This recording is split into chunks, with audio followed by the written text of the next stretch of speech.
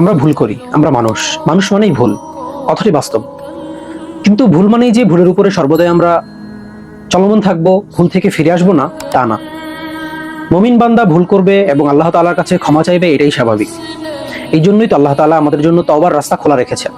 তওবা মানে কি? তওবা মানে হচ্ছে আল্লাহ তাআলার ভয়ে নিজের কৃতকর্ম থেকে ফিরে আসা।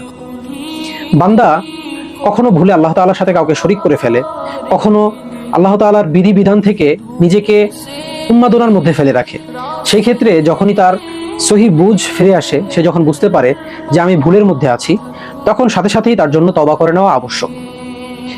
অনেকেই তওবার জন্য হেলামি করে থাকে, তওবা করার ক্ষেত্রে শিথিলতা করে, কিন্তু এটা কখনোই উচিত না। আমরা জানি না কখন আমাদের মালাকুল মউত চলে আসবে, আর মৃত্যু যন্ত্রণা শুরু হয়ে গেলে তওবার কোনো মূল্য নেই। সেই ক্ষেত্রে যখনই আমরা ভুল করব বা আল্লাহ তাআলার কোনো বিধি বিধান আমরা যখন অমান্য করব, লঙ্ঘন করব, সাথে সাথে আমরা তওবা করে নেব।